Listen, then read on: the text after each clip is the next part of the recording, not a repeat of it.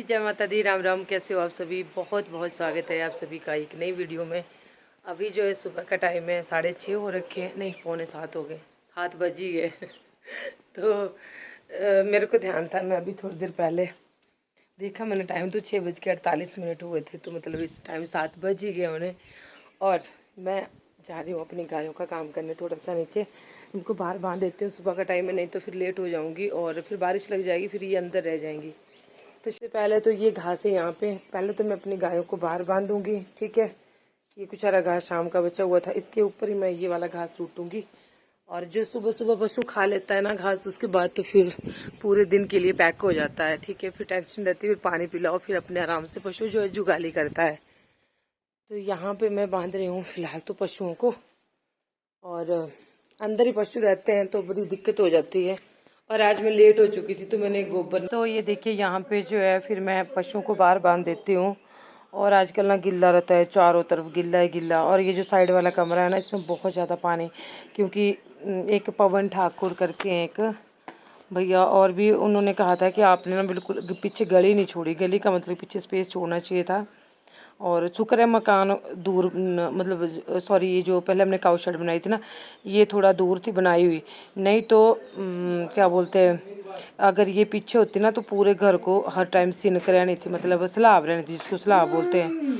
पर शुक्र है ये हमने पहले पीछे ली, ये तो बाद में बनाया था कमरा।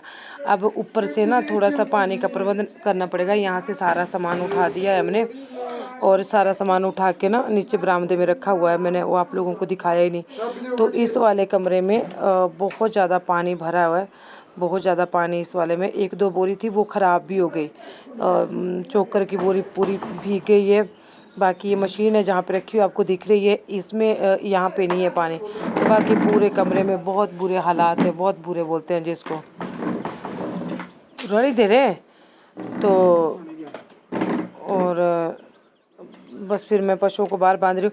निचली साइड पानी, सारी जो पानी की उतराई है वो नीचे को है, तो क्या बोलते हैं, नीचे पानी पानी रहता है निचले वाली साइड में, ठीक है।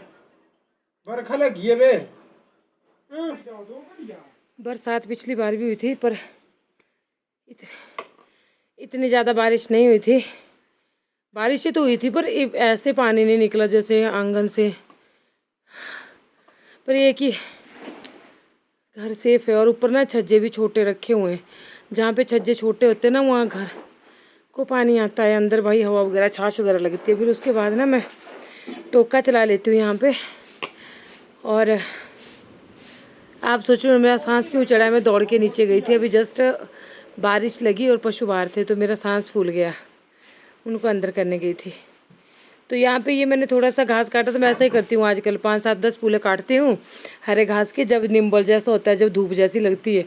और ना फिर उसके बाद जो है उनको तूड़ी के बीच में मिक्स करके भी उसी तरह देती हूँ मैं, नहीं तो ना बिल्कुल इनको नहीं, अगर बिल्कुल ही हरा घास देने पे आए तब हम इनको नहीं रजा सकते। तो मिक्स तूड़ी करके जो है फिर पशु कूख भी रखता है, और उसको भूख भी जल्दी नहीं लगती, ठीक है। तो ये देखो, ये सुबह सुबह का ही टाइम है, मतलब सुबह किया था मैंने ये सारा काम जितना भी है। तो भाई इतना ध्यान रखना पड़ता है पशुओं का। बस मैं बारिश से थोड़ी परेशान हो गई थी,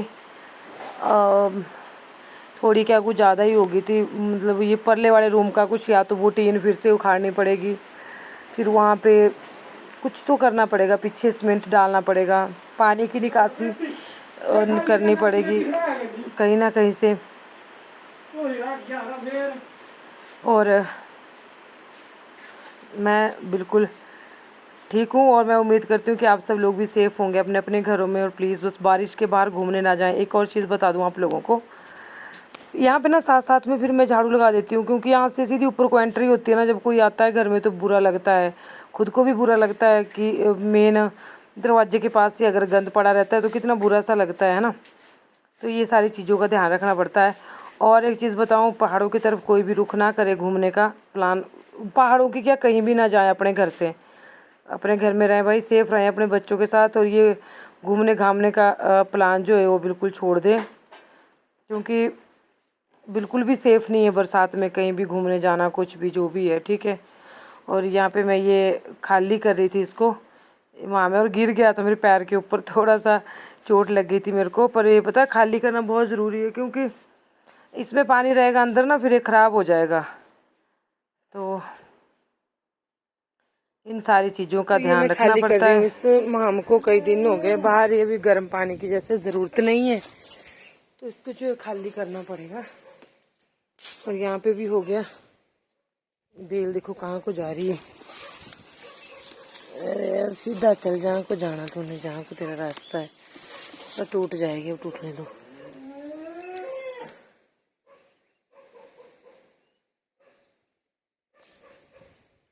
कद्दू की भी है।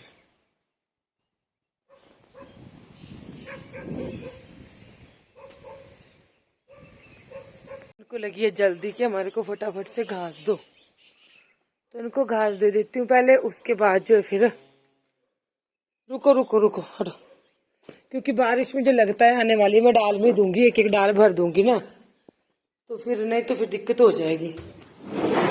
ये देखो यहाँ पे ये डाल है, थोड़ा सा इसमें लेके जाती हूँ तूड़ी, दोनों डालों में ले जाऊंगी थोड़ी थोड़ी तूड़ी, है ना। और फिर थोड़ा थोड़ा डालूंगी इसमें हरा घास, और हो जाएगा। देखो किस तरह की तूड़ी आई है इस बार, पैकिंग वाली दिखाई थी मैंने आप लोगों को पहले भी, क्योंकि मैं दिखाती हूँ इस तरफ क्यों बांधा है इनको हमने। तो इसमें मैं तूड़ी लेके जा रही हूँ। कितना डबल डबल काम पड़ता है ना, जब परे बन जाएगी ना हमारी गौशाला, तो फिर टोका भी वहीं पे, तूड़ी भी वहीं पे। और मुझे लगता है कि बारिश फिर से लग तो नहीं गई, नहीं मेरे को फिर से फटाफट अंदर बांधनी पड़ेंगी। तो ये देखो आप सामने देख सकते हैं, तो ये मैंने आधी आधी डाल तूड़ी की ले ली है। और देखो सामने आप देख सकते हैं सारा सामान फीड वगैरह ये यहाँ को लाना पड़ा है। और अब तो मतलब बहुत ज़रूरी हो गया है काऊ शेड बनाना दोबारा से। पहले हमारा बिल्कुल भी ऐसा प्लान नहीं था, हमने सोचा यहाँ पे काऊ शेड ही बनाएंगे, घर का तो था ही नहीं, बस कुछ लोगों के कहने से और कुछ अपना भी कि चलो जहाँ पशु होंगे ना वहाँ पे आराम से हो सकता है गायों का। लेकिन घर के नीचे अभी तो खैर ठीक है, पर बहुत दिक्कत होती है। देखो कितना सारा ये पड़ा हुआ नीचे। फिर हम ये वाला रूम बनेगा ना, फिर इसको चाहे नहीं भी बनाएंगे, लेकिन काऊ शेड वहाँ पे, और उसका घास का कमरा बिल्कुल अलग से। यहाँ से जाता है घास सारा गिरता हुआ ऊपर, सारे आंगन में 10 बार आप झाड़ू लगा दो।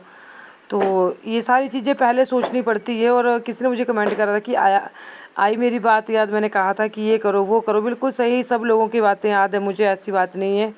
तो पर अब देखिए जो हो जाता है ना उसको हम कुछ नहीं कर सकते, जो काम हो जाता है एक बार, है ना।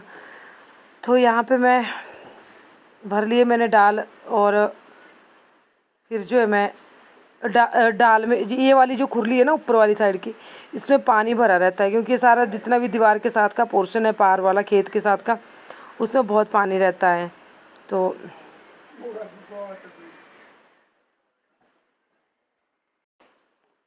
और ये देखो यहाँ पे फिर मैं दूसरी के पास भी ऐसी डाल रखूँगी इतनी भर के। तो चलिए अभी बच्ची को देते थोड़ा सा, और गंदी हो जाती है अंदर वाला, पता क्या होता है बाहर पशु इसलिए तो बांधते हैं। तो ये जिस दिन थोड़ी सी धूप निकली थी ना, अब अंदर ही अंदर रहते पशु, तो इनका जो गौमूत्र वगैरह सारा अंदर ही रहता है। और अच्छा ऐसा नहीं हो सकता कि टाइम टाइम के हम जाएँ और देखें कि इस टाइम, ऐसा भी करते हैं कई लोग, पर क्या करना। तो बस अभी ये रह गई है, इसको दूंगी मैं। ये देखो अब इसको भी मिक्स कर देंगे। हमारी जो श्यामा है, श्यामा सुंदरी, और बारिश लगने वाली थी तो इसलिए मैंने बच्चों को बाहर नहीं बांधा था, उसको उसके अंदर अंदर ही बिछान वगैरह बिछा दिया था इसके नीचे, और ये अंदर ही था। और बस